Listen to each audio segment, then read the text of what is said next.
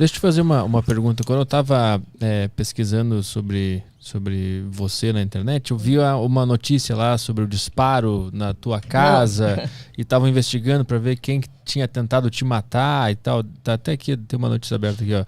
Delegada da Polícia Civil é baleada dentro de casa em São Paulo. Isso aqui foi no ano passado, né? Que história é essa? Que não foi nada disso? Não. Foi o seguinte, ninguém foi baleado, colocaram até uma entidade, um órgão aí como mandante e que me criou problemas, lógico, eu não administrei isso porque eu fiquei hospitalizada. Foi um acidente doméstico com uma faca e faca de cozinha. E embora eu cozinhe muito bem, era a única faca minha que cortava bacana. E Lady Murphy, eu sou nada às 5 horas da manhã, eu tenho uma cachorra, o prédio inteiro sabe disso. Eu fui fechar a gaveta e a faca voltou na minha perna, na minha coxa aqui. Eu não dei importância, porque era um cortezinho, a faca, a ponta da faca entrou. E fui dormir. Eu acordei para dar o remédio da cachorra. E realmente tinha ali um lance muita operação, muitas operações. A gente vai acordando 3 horas da manhã todo dia, não tem hora para dormir. E lógico, devia estar bem cansada mesmo. E 15 dias antes, um pouco mais, a gente havia feito uma operação em que envolveu, aí, vou falar aqui porque eles não têm nada a ver com isso, que é o MBL, o Movimento Brasil Livre, em que foi feita a apreensão. Assim, e aí chegou até isso, que mandaram, né, que fui alvejada. Eu não fui alvejada de nada. Foi um acidente com uma faca que estava lá na cozinha. Eu voltei, eu moro sozinha, um apartamento pequeno. Eu voltei para dormir. E como estava tomando na época anticoagulante, por um problema de saúde, eu acabei perdendo muito sangue. E realmente o cenário, para quem viu, né? Porque quando eu tento sair do quarto e pedir ajuda, e não conseguia digitar o celular porque tinha sangue. Porque eu estava tentando, quando eu vi o estrago, né? Já tentando estancar o sangue, eu não conseguia digitar. Eu ia chamar ajuda, ia até a portaria, elevador, né? Interfone, e eu abro a porta. E nessa hora, realmente, eu passo mal. O zelador percebe alguma coisa, porque minha cachorra começou a latir no corredor, 5:30 da manhã, 15 para 6 da manhã, e pede ajuda. Falou, aconteceu alguma coisa. Só que aí sai a história, alguém deu tiro, alguém baleou. E é uma cicatriz muito pequena. Como é que a história de tiro chegou na mídia? Porque toda a imprensa começou a falar disso. Não sei. Não tem tiro, não tem... porque primeiro começou que eu tinha sido baleada fora, porque tinha sangue no meu corredor, e tinha mesmo, porque eu tentei chegar no elevador. Tá? Não foi isso, foi um acidente. Eu nem sabia, porque eu fiquei hospitalizada 3 dias para repor esse sangue que eu perdi. Então foi uma conversa, colocaram até uma foto que não é minha, criou um problema, porque nem mora aqui no Brasil, uma amiga minha, o neto que viu aqui no Rio, falou, vó, não sei o quê, a tia Ivaldo, virou um rolo isso, cara, de história mal contada mesmo, de alguém ouviu, ou alguém, pode ser, acho que deram um tiro, porque a primeira coisa quando te vê um policial com sangue é tiro. E eu realmente estava com muito sangue, meu apartamento não salvou nada, assim, o colchão meu era muito sangue, foram praticamente mais de 1,5 litro, quase 2 litros de sangue. Chamaram a minha irmã, é a única pessoa na família que eu tenho que viesse para São Paulo. O meu diretor disse que quando entrou no apartamento, porque o sangue, né, eu fui pisando, né, naquilo e colocava a mão na parede para tentar sair. E você perde, você desmaia, porque você não tem, né? Tava faltando tudo.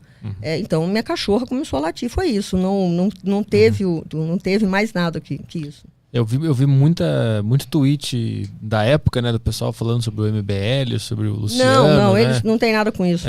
Não. Fizeram essa ligação e eu acho que é interessante esclarecer isso, porque até hoje ainda existe essa... Não, esclarecer que não é verdade. Isso, exato. Que foi uma operação feita com outros órgãos daqui, o Ministério Público, era uma investigação que em determinado momento, na hora de cumprir os mandados de busca e apreensão, foi cumprir mandado de busca e apreensão, um dos lugares era a sede do MBL.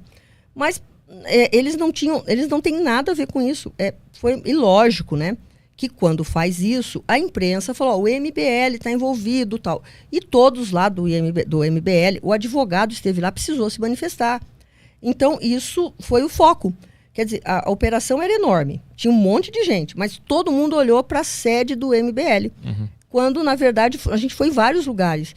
E eu nem fui na sede do MBL. O meu foco foi outro. Foi outra pessoa que ficou presa.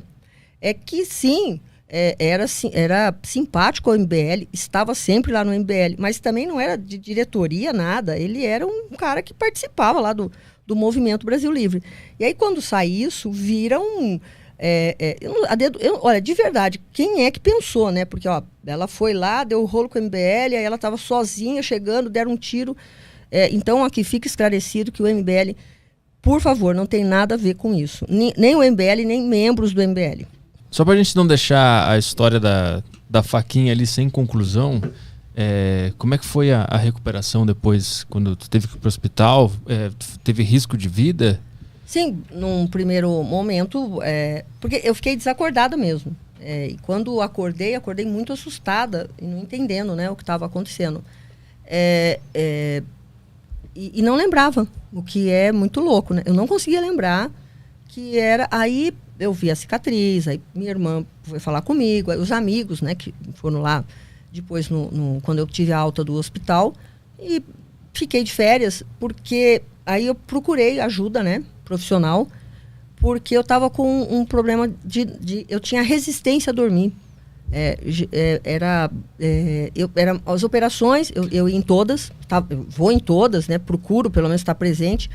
E você acha que não, mas você acordar 3 horas da manhã, coloca a roupa e atenção, você vai. Aí você vai, tudo aquilo, né? Prende, só coisa ruim, né? Que você não tem nada bom. Aí você chega, vai para sua casa, pandemia. Você toma banho, não fala com ninguém, não tem barzinho, uma pizza, tava todo mundo. E aí você acorda de novo. Então você vira E eu sempre tive problemas para dormir, sempre. Isso aí, né? Eu durmo tarde, acordo cedo, eu durmo pouco. Mas tem uma hora que eu vi que você tomou o Red Bull. Desculpa, não sei se podia falar claro, Red Bull, claro. mas assim, esse energético, em um determinado momento, virou meu café da manhã. E isso foi comentário até dos meninos que trabalham comigo ali. Eu falei, gente, preciso tomar um energético. E tomava. Isso não é bacana, né? Toda hora, todo dia.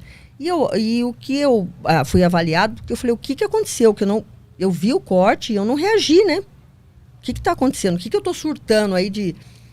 não foi proposital, né? Porque, lógico, se especula tudo, né? Não tem nada.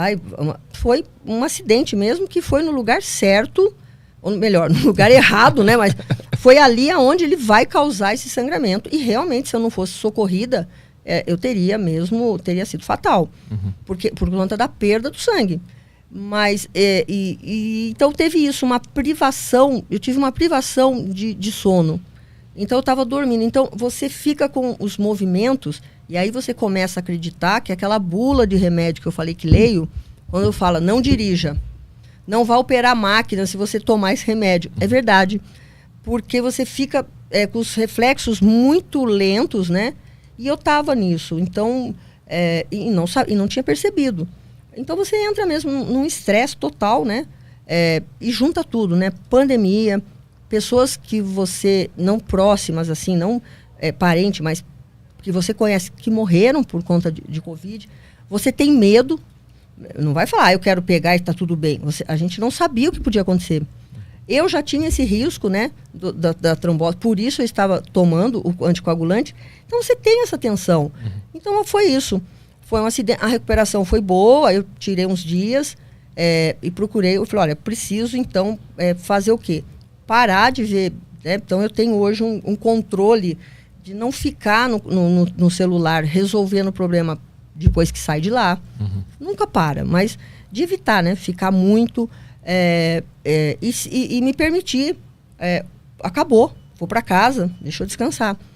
Porque o que nós falamos, não adianta, amanhã tem outro.